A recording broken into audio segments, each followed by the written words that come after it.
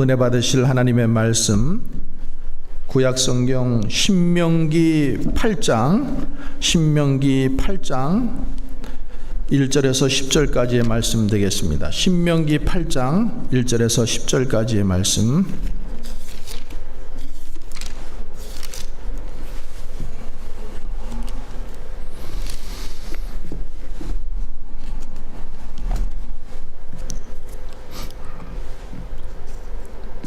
신명기 8장 1절에서 10절까지의 말씀 우리 함께 봉독하도록 하겠습니다.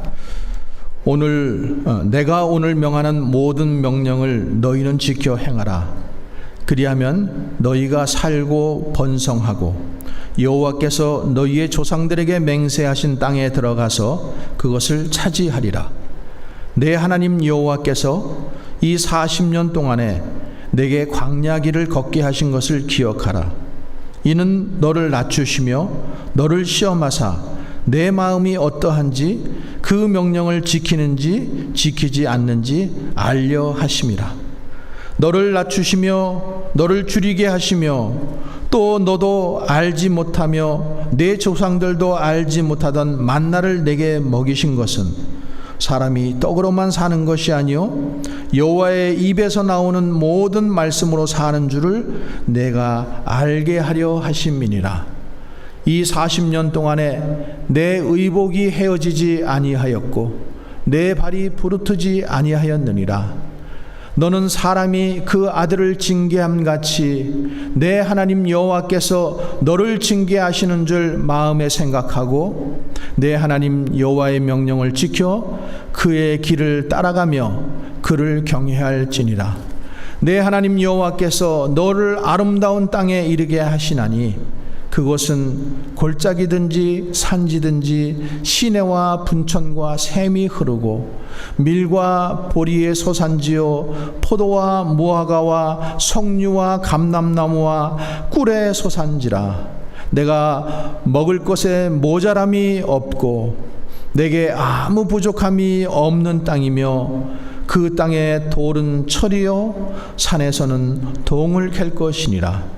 내가 먹어서 배부르고 내 하나님 여호와께서 옥토를 내게 주셨으므로 말미암아 그를 찬송하리로다. 아멘. 하나님 아버지와 예수 그리스도로부터 오는 은혜와 평강이 송년주일 예배드리는 모든 분들에게 함께 하시기를 간절히 축원합니다.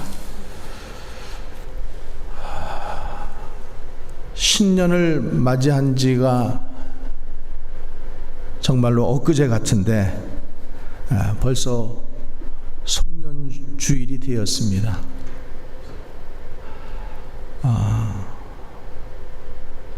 이렇게 송년주일이 되고 세월이 빨리 감을 우리가 느끼면은 기억나는 성경구절이 한 군데 있죠. 우리의 연수가 70이요 강건하면 80이라도 그 연수의 자랑은 수고와 슬픔뿐이요 신속히 가니 우리가 날아가나이다. 여러분, 이 말씀이 좀 실감이 되시나요? 오늘 금년도 마지막 주일인데 이렇게 또 온라인으로 예배드리게 돼서 참 마음이 아픕니다. 올 한 해도 저희들 그러나 하나님의 은혜 가운데 살았고 또 지난 1년 동안을 돌아보면서 하나님께서 우리에게 베풀어 주신, 우리 각자에게 베풀어 주신 은혜가 있어요. 우리가 그 은혜를 다시 돌아보고 또 감사할 것은 감사하고 또 잊어야 할 것은 잊어버려야 되지만은 잊지 말아야 할 것, 꼭 오랫동안 기억할 것이 무엇인가를 다시 한번 생각해보는 그런 시간이 되었으면 좋겠습니다. 신명기에 이 말씀은 모세가 이스라엘 이제 그 백성들 1세대가 다 광야에서 죽고 이제 가나안 땅을 들어가는 2세대들에게 하신 설교의 말씀을 모아놓은 책이 신명기 말씀이죠. 근데 모세가 자기는 들어가지 못하지만은 이제 이 광야를 벗어나 이제 그 가나안 땅, 약속의 땅 가나안 땅을 들어갈 텐데 너희가 꼭 기억하라는 것이죠. 그래서 오늘 말씀에도 보면은 2절에 이렇게 되어 있어요. 내 하나님 여호와께서 이 40년 동안에 내게 광야길을 걷게 하신 것을 기억하라. 기억하라는 거예요. 잊지 말고 기억하라는 거예요. 가나안 땅에 들어가서 너희가 풍요롭고 너희가 행복한 삶을 누리게 될 때에 그 행복과 풍요함에 젖어서 살지 말고 이때 광야에서 어떻게 살았는지를, 너희 조상들이 광야에서 어떻게 살았고 너희들이 광야에서 어떻게 살았고 하나님께서 너희들을 어떻게 인도하셨는지를 기억하라는 거죠.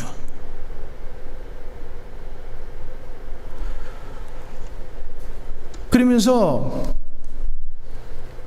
이 오늘 모세가 이 백성들에게 지금 설교하는 그 내용은 뭔가 하면은 너희들이 왜 이 고난의 광야의 길을 걷게 되었는지를 너희들이 기억하라는 거예요.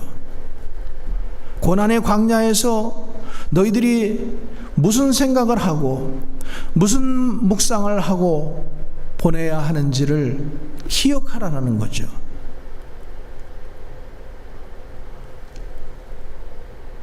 하나님은 하나님의 백성들을 때로 광야로 내어 모십니다. 여러분, 광야는 어떤 곳입니까? 광야는 사막이에요. 1년 내내 비도 한 방울 오지 않습니다. 식물과 채소는 자랄 수 없는 곳이에요. 낮에는 타는 가뭄, 이 타는 목마름 때문에 목말라 해야 되고 밤에는 추운 날씨 때문에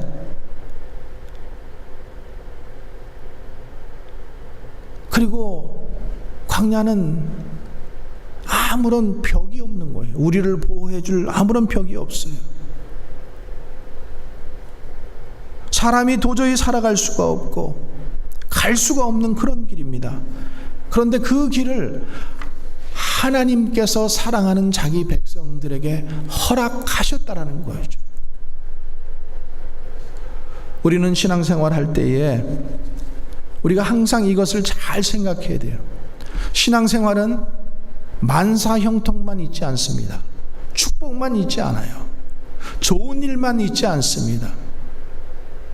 하나님께서 때로는 광야의 길을 걷게 하셨다라는 거죠. 이 사실을 우리는 꼭 기억해야 돼요. 그러면 왜 하나님께서 사랑하는 이스라엘 백성들을 광야의 길을 걷게 하셨는가? 두 가지 이유가 있다라는 거예요. 두 가지 이유. 하나는 징계적인 측면이 있다라는 거죠. 징계. 여러분 5절의 말씀을 한번 보세요. 자, 5절의 말씀. 너는 사람이 그 아들을 징계함 같이 내 하나님 여호와께서 너를 징계하시는 줄 마음에 생각하라. 하나님께서 그 아들을 징계하시는 것 같이 지금 징계하신다라는 거죠. 여러분, 사랑하는 아들을 징계하고 싶습니까? 징계하고 싶지 않죠. 그러나 그 아들이 잘못된 길을 가거나 불순종하거나 죄악의 길을 가면은 어떻게 합니까? 징계를 하는 거예요. 그러니까 너희가 지금 이 광야의 길을 걷게 하시는 것, 왜 그 광야의 길을 걷게 하셨냐 하면은 첫 번째로는 너희의 범죄함 때문이라는 거죠. 여러분, 광야는 인간의 범죄함 때문에 생겼습니다. 에덴 동산에는 광야가 없습니다. 사막이 없습니다. 로마서 8장에 보면은 사람이 범죄함 때문에 온 만물이 다 고통당하고 있다라고 그렇게 표현하고 있습니다.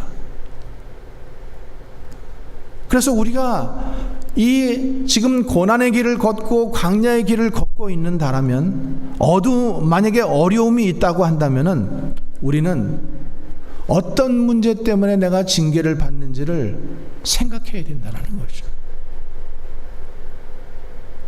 여러분, 인생을 살아가면서 고난이 없는 사람은 아무도 없어요. 특별히 하나님을 잘 믿으려고 하면은 할수록 더 고난이 많은 것이 신앙생활입니다. 그런데 하나님께서 그 고난의 길을 걷게 하시는 이유가 뭔가? 너희의 범죄함 때문이라는 거죠. 두 번째로는 훈련적 측면이 있습니다. 첫 번째로는 징계의 목적이 있는 것이고, 두 번째로는 훈련의 측면이 있다라는 거예요. 여기 8장 5절에 나와 있는 이 징계라는 단어, 이 단어가 야사르라는 말인데, 이 말은 훈련하다, 또 충고하다, 이런 말이에요. 그러니까 하나님께서 오늘날도 우리 사랑하는 믿음의 형제 자매들을 광야의 길을 걷게 하시는 것은 너희가 범죄했기 때문에 우리를 징계하셔서 그냥 광야에서 다 망해버리고 죽어버리라고 하시는 것이 아니라, 범죄함으로 하나님의 말씀대로 살지 않고 하나님의 뜻을 거스리고 내가 내 힘대로 내 힘을 의지하고 살려고 했던 이 모든 것, 그래서 하나님이 우리의 교만함과 우리의 범죄함을 치셔서 광야로 내모셔서 연단의 과정을 거치게 하시고, 우리를 영원히 망하게 하지 않게 하시고 훈련시키시고 깨닫게 하시고 다시 돌이켜서 하나님의 사람으로, 하나님의 자녀로 살아가게 하기 위하여 이 고난을 허락하셨다는 사실을 꼭 기억하시기 바랍니다. 하나님은 우리에게 징계하시지만은 싸매기도 하시고 치료하시는 하나님이에요. 사단은 우리를 멸망시키게 하고 템테이션을 갖다 주지만은 하나님은 우리를 연단시키시고 훈련하게 하셔서, 그래서 더 적합한 하나님의 백성 되게 하시려고 우리를 고난의 광야로 몰아내신다라는 사실을 믿으시기 바랍니다.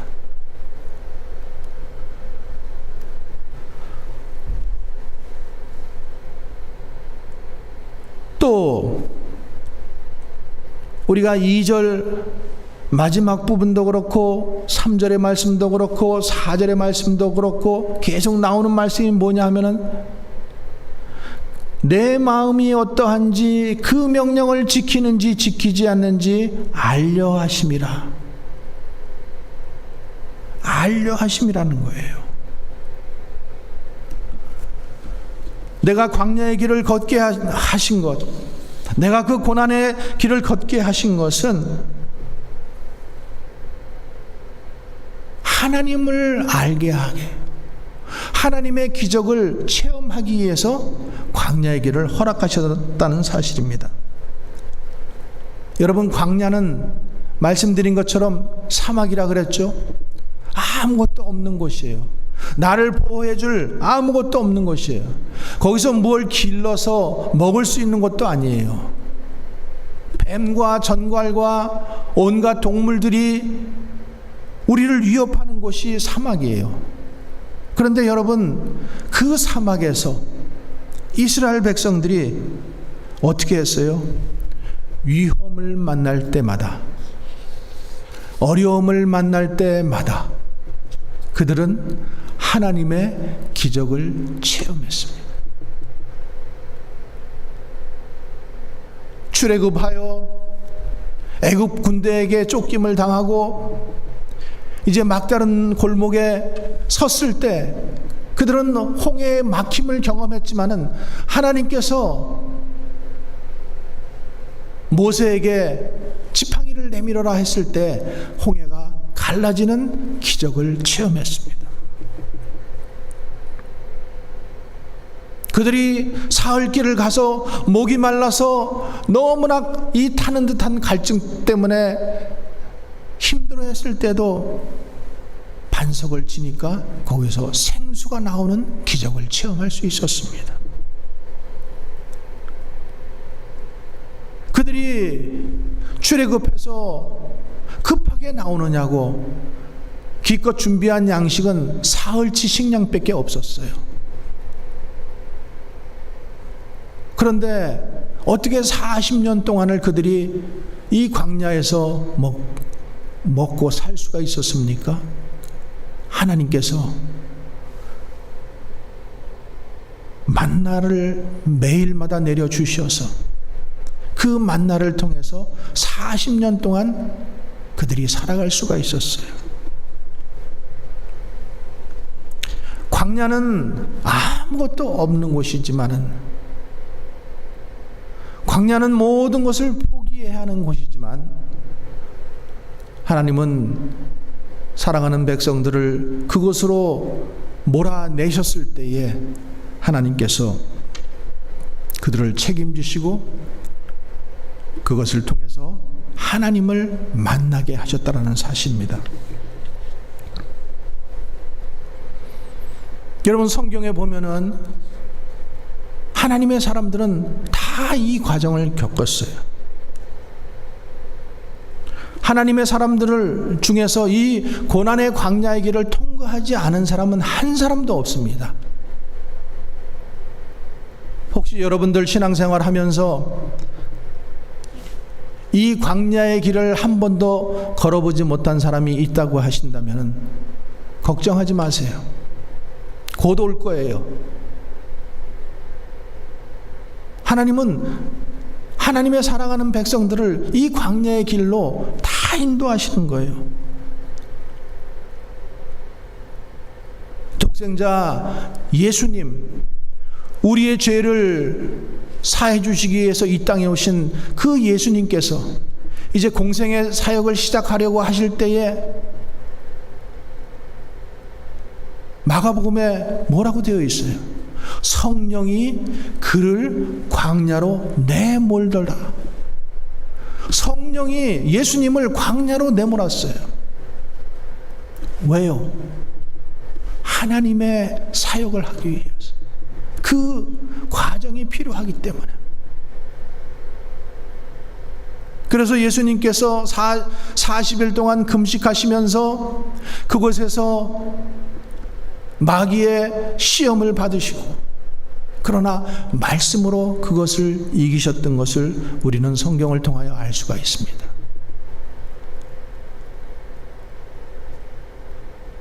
엘리야,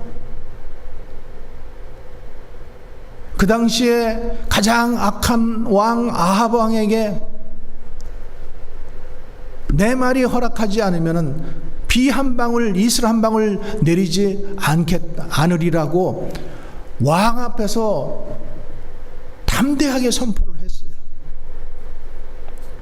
그런데 성경에 보니까 어때요? 하나님께서 이 엘리야를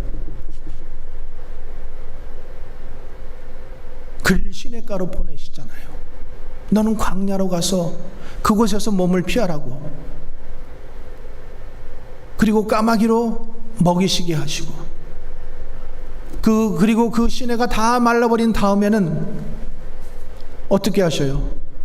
과부에게 과부에게 보내셔가지고 이제 이 과부가 자기 아들하고 가지고 있는 그 한 줌 밀가루 그리고 기름 몇 방울 가지고 그것 먹고 이제 이 세상을 끝내려고 하는 그 과부에게 가서 내게 떡을 만들어 오라라고 이렇게 말을 합니다. 여러분 한번 상상을 해보세요. 대엘리야가, 하나님의 종 엘리야가 그 악한 왕 앞에서 담대하게 선포했어요. 내 입에 말이 떨어지지 아니하면 비 한 방울, 이슬 한 방울 내리지 않겠다. 그런데 그 엘리야가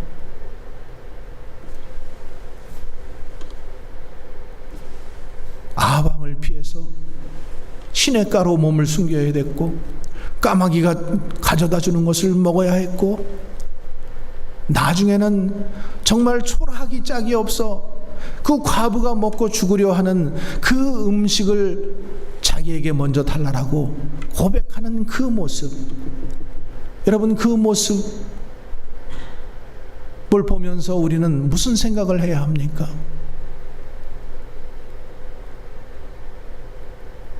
여러분 또 모세를 보세요.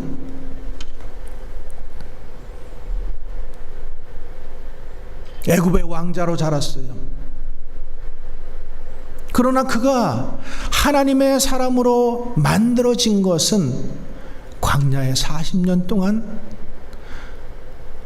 그가 이드로의 양을 치고 장인의 양을 치고 갈 곳이 없어서 처가살이하고 처갓집 양을 치고 정말로 먹을 것을 위해서 더불어살이를 하고 있는 그 모세를 40년 동안 광야 생활을 통하여 하나님께서 하나님의 사람으로 만들어 가시는 것을 볼 수가 있습니다.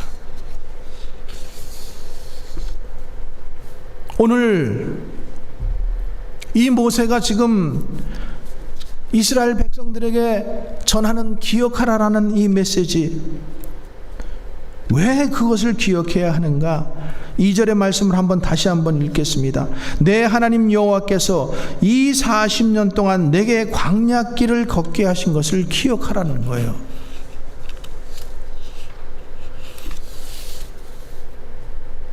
신앙생활은 고난을 통하지 않고서는 신앙생활이 결코 하나님의 사람으로 거듭날 수가 없는 것입니다. 그 광야라고 하는 곳은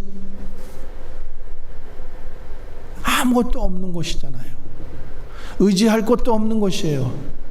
말할 곳도 없는 곳이에요. 내 힘으로 뭔가 해보려고 해도 할 수가 없는 것이 광야예요. 근데 하나님께서 그 광야의 길을 40년 동안 걷게 하신 것은 그 다음 구절에 보면은 너를 낮추시고 너를 시험하시고 그리고 내 마음이 어떠한지 그 명령을 지키는지 지키지 않는지 알려 하심이라고 했어요. 여러분 성경에 욥이라는 사람, 그는 말할 수 없는 고난을 당했어요. 자녀들이 다 죽어버리고 몸에는 악창이 나서 고통 가운데 신음하고 있는 근데 그 고난 가운데서도 하나님을 욕하지 않고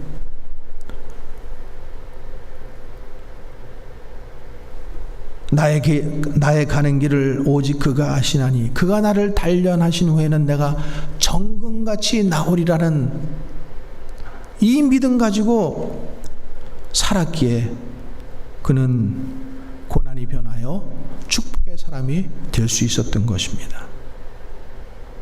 그래서 시편 119편에 보면은 다윗이 이렇게 고백을 합니다. 내가 고난 당하기 전에는 그릇 행하여 잘못된 길을 갔다라는 거예요.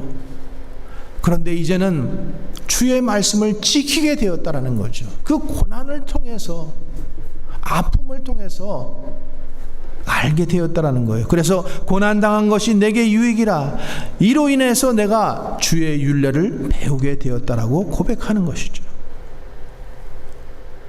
여러분, 고난은 모든 사람에게 있습니다. 특별히 하나님을 더 잘 믿으려고 하는 사람들에게 고난은 있다라는 사실을 여러분 꼭 기억하십시오. 그러나 그 고난이 첫 번째로는 징계 때문에 오는 것이고, 우리의 범죄함, 우리의 교만함, 그래서 하나님께서 우리를 낮추시고 우리를 시험하시고, 내가 정말로 하나님을 잘 믿는지 안 믿는지를 알게 하시려고 이 고난을 허락하셨다는 사실을 기억하시기 바랍니다. 두 번째로는 하나님께서 이 광야의 생활을 우리에게 허락하신 것은 하나님의 능력을 기억하라는 것이죠. 3절의 말씀입니다. 너를 낮추시며 너를 줄이게 하시며 또 너도 알지 못하여 내 조상들도 알지 못하던 만나를 내게 먹이신 것은 사람이 떡으로만 사는 것이 아니요 여호와의 입에서 나오는 모든 말씀으로 사는 줄을 너로 알게 하려 하심이라. 알게 하려 하심이라.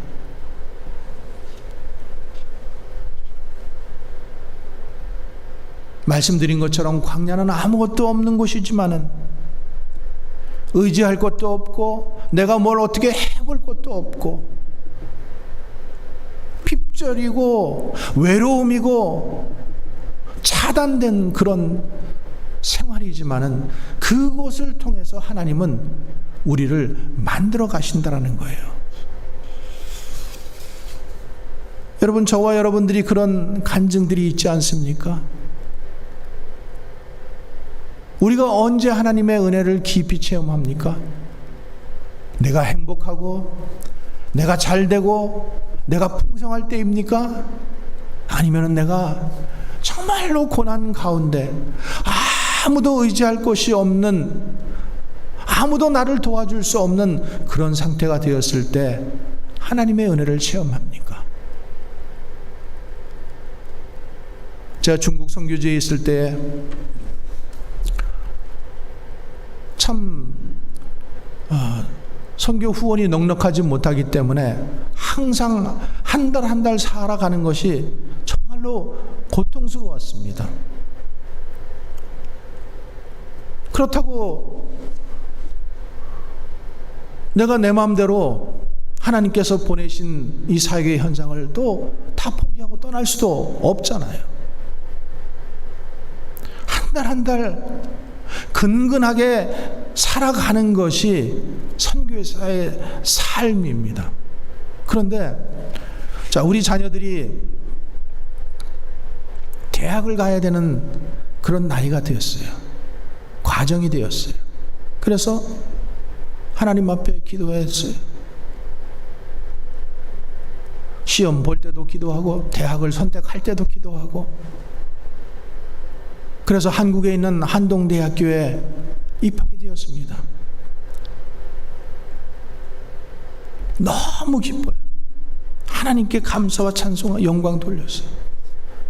근데 그 다음 오는 것이 뭐냐면은 내가 쟤네들을 학교에 보낼 돈이 없는데, 등록금이 없는데, 입학금이 없는데, 한 사람 앞에 당시 500만 원이었어요. 그 둘이면 1000만 원이에요. 한 달 한 달 근근하게 지금 선교지에서 생활하고 있는, 어떨 때는 전기료도 없고 어떨 때는 물세도 없고 어떨 때는 방세도 모자라고, 이런 선교지의 삶 속에서 이 두 아이를 위해서 입학금을 어떻게 마련할 것인가, 부모로서 고민하지 않을 수 없었습니다. 자녀들은 기뻐했지만은 우리는 주님 앞에 기도할 수밖에 없었어요. 아무것도 없는 곳, 내가 의지할 것도 없고 어디서 돈을 빌릴 수도 없고, 그래서 하나님 앞에 기도했어요. 하나님 앞에 기도했는데 기적이 일어났어요. 선교지를 다녀갔던 속초에 계신 어떤 목사님께서 이 소식을 들으시고 내가 100만 원을 자녀들을 위해서 헌금하겠다고 너무 기뻤어요. 너무 감사했어요. 100만 원이면 1000만 원의 10분의 1 아닙니까? 11조를 하겠다라는 거예요. 그랬을 때 저희 마음 가운데는 하나님께서 채우시는구나, 이것을 저는 믿을 수가 있었어요. 아무것도 없는 곳에서 정말로 그 자그마한 구름조각 그 하나가 채워짐을 통해서 하나님께서 나머지 모든 900만 원도 채우실 것이라는 믿음이 생기기 시작했던 것이죠. 여러분, 광야는 외로운 곳이에요. 힘든 곳이에요. 의지할 곳이 없는 곳이에요. 그런데 그 광야를 통해서 하나님은 우리가 하나님을 만나기를 원하는 거예요. 내 힘으로 살던 이 모든 것을 내려놓고 광야 생활을 통해서 하나님은 나를 하나님의 사람으로 만들어가고 하나님을 의지하는 사람으로 만들어 가시기를 원하신다는 거죠. 세 번째로는 무엇을 기억해야 되는가 하면은 사랑으로 징계하시는 것을 기억하라는 거죠. 이스라엘 백성들이 출애굽한 지 2년 되었을 때 이들이 가데스 바네아라는 곳에 도착을 합니다. 그때에 12정탐꾼을 보냅니다. 그래서 우리가 들어갈 가나안 땅을 정탐하고 오라. 그랬더니 2명만 이 땅은 하나님께서 허락하신 좋은 땅이라고 했고 나머지 10명은 다 부정적인 반응을 하고 악평을 했습니다. 이 말에 실망한 이스라엘 백성들이 하나님과 모세를 원망하면서 애굽으로 돌아가고자 했어요. 지도자를 바꿔야 된다. 지도자가 능력이 없다. 무능하다. 우리들 가운데도 얼마든지 지도자가 있다. 그리고 하나님은 보이지 않고, 그러니 금송아지를 만들어 우리 하나님 삼고자, 그렇게 말을 합니다. 그랬을 때 하나님은 어떻게 하셔요? 이 사건 때문에 하나님은 고라 자손들, 그 고라 일당들을 다 멸하십니다. 생매장하십니다. 그리고 거기에 찬동하던 나머지 사람들은 어떻게 해요? 다 불살라 죽이십니다. 이 사건 때문에 단 며칠이면 들어가야 할 가나안 땅을 40년을 돌게 하시는 사건이죠. 그래서 하나님께서 오늘 모세를 통해서 가나안 땅을 들어가야 할 이스라엘 백성들에게 말씀하시는 거예요. 내 하나님, 2절의 말씀이에요. 내 하나님 여호와께서 이 40년 동안에 너로 광야의 길을 걷게 하신 것을 뭐하라? 기억하라는 거예요. 그런데 왜 그렇게 하셨는가? 이는 너를 낮추시고 너를 시험하시고 내 마음이 어떤지, 명령을 지키는지 안 지키는지 알게 하려 하심이라고 했습니다.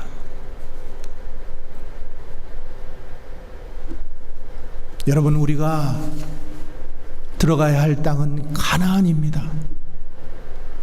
여러분 중에 한 사람도 이 광야에서, 사막에서 살고 싶은 사람은 없을 거예요. 우리가 갈 곳은 가나안입니다. 천국입니다.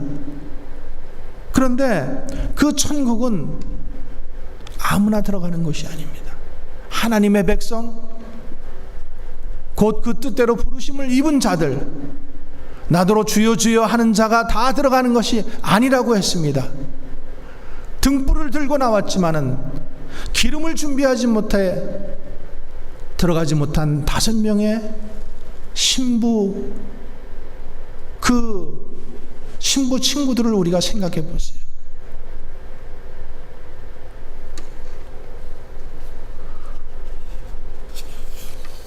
하나님은 우리를 푸른 초장으로 인도하시는 분입니다. 맑은 물가로 인도하시는 분입니다. 그런데 때로는 우리를 광야의 길로도 걷게 하신다라는 사실. 왜 그런가 하면은 우리를 낮추시고 우리를 시험하시고 생명의 만나 되신 예수 그리스도를 알게 하시도록, 체험하게 하시도록 그렇게 하기 위함이라는 사실입니다. 그래서 광야 생활을 통해서 우리의 신앙이 연단되고 훈련되어지고, 그래서 하나님의 뜻을 온전히 가르쳐서 마침내 하나님 약속하신 그 가나안 땅에 들어가게 하시기 위해서 우리를 광야로 허락하신다라는 사실을 기억하시기 바랍니다. 올 한 해도 광야의 길을 걷게 걸으신 분 계십니까? 또 그 광야의 길 가운데에서 힘들어 하신 분이 있습니까? 내 생각으로는 도저히 이해가 되지 않는, 왜 하나님은 나에게, 왜 하나님은 우리 가정에, 왜 하나님은 우리 교회에 이런 어려움을 주셨나 생각하시는 분 있습니까? 하나님은 광야를 통해서, 그 훈련을 통해서 우리를 버리시는 것이 아니고 우리를 영원히 징벌하시는 것이 아니라 우리를 새롭게 하시고 그곳에서 하나님을 만나게 하시고 연단되고 훈련되어서 하나님의 사람으로 빚어져 가기 위하심을 꼭 기억하시고 하나님 앞에 영광 돌리는 우리 모두가 되었으면 좋겠습니다. 우리 오늘 우리가 불렀던 우리 찬양, 지금까지 지내온 것, 우리 이 찬양 다시 한번 부르겠는데요. 지금까지 지내온 것 주의 크신 은혜라, 한이 없는 주의 사랑 어찌 이루 말하랴. 이 주의 사랑은 우리가 그것을 체험한 사람만 알 수 있는 것입니다. 광야에서 그 어려운 가운데서도 하나님의 기적을 체험한 사람만 그 하나님의 사랑을 알 수가 있는 거예요. 자나깨나 주의 손이 항상 살펴주시고 모든 일을 주 안에서 형통하게 하시네. 여러분, 이 말씀을 믿으십니까? 2절의 말씀에 보면은, 가사에 보면은 몸도 맘도 연약하나 새 힘받아 살렸네. 물 붓듯이 부으시는 주의 은혜 족하도다. 사랑 없는 거리에나 험한 산길 헤맬 때 주의 손을 굳게 잡고 찬송하며 가리라. 3절의 말씀, 주님 다시 배울 날이 날로 다가와 무거운 짐 주께 맡겨 벗을 날도 멀잖네. 나를 위해 예비하신 그 가나안 땅, 고향집에 돌아가 아버지의 품 안에서 영원토록 살리라는 이 찬송 가사시의 고백처럼 우리도 믿음으로 이 찬양을 부르고 또 하나님께 영광 돌리시기를 간절히 소원합니다. 우리 함께 찬양 다시 가사를 생각하시면서 부르겠습니다.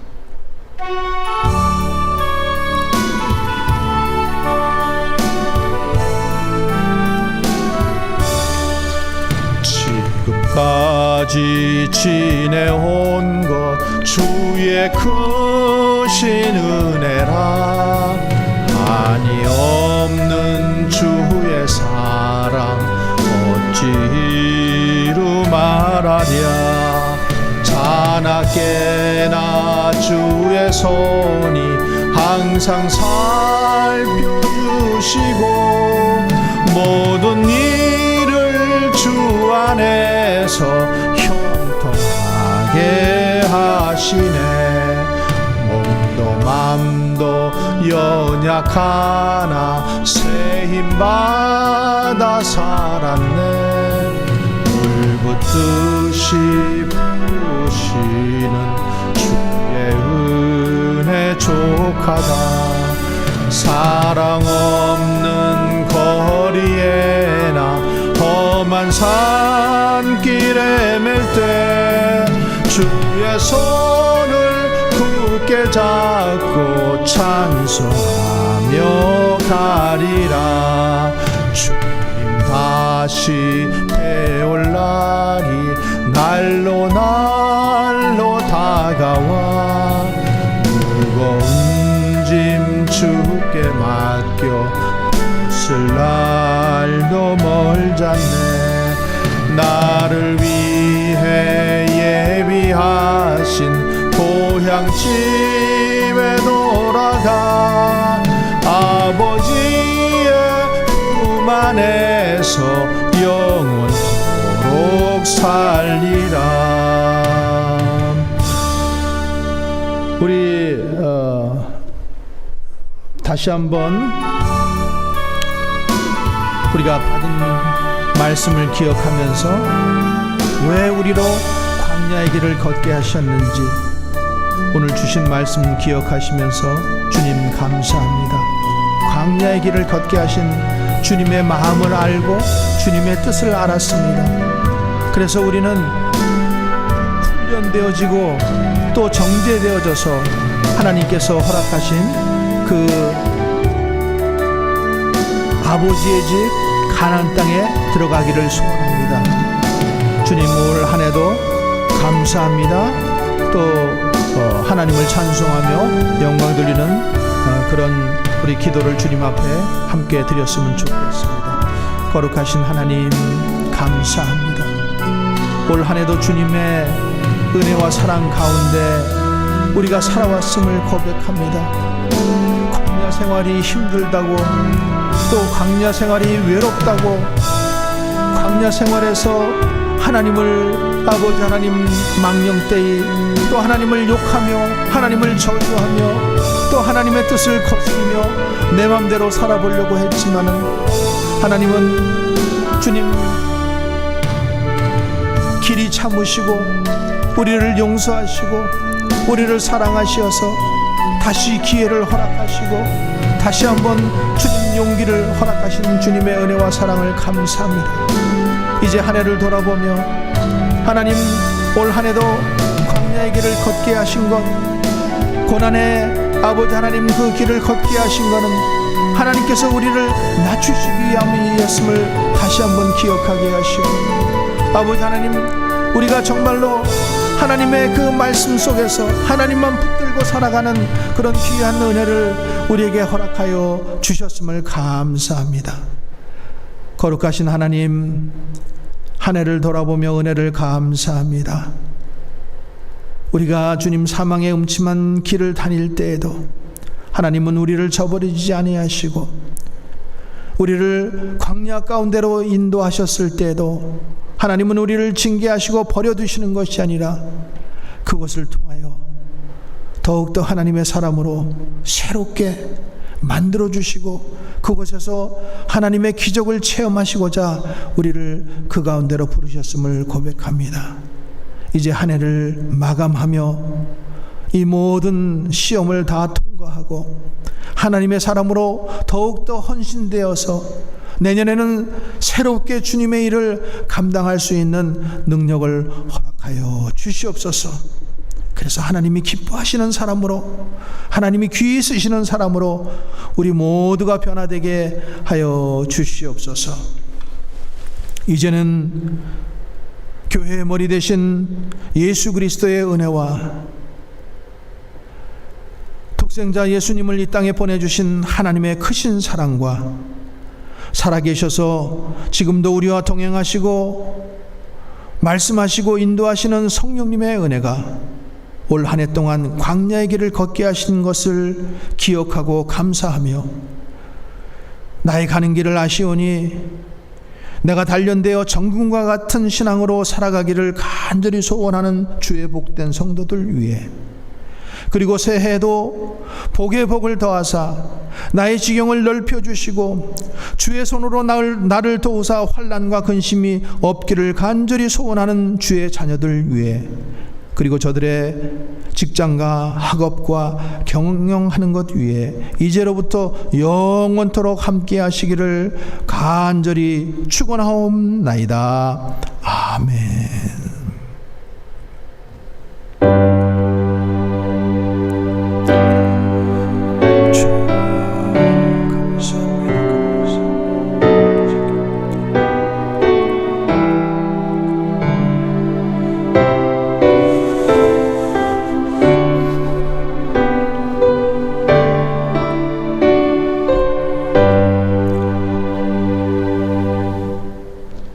우리 하나님께 감사와 영광의 박수 올려드리겠습니다. 할렐루야.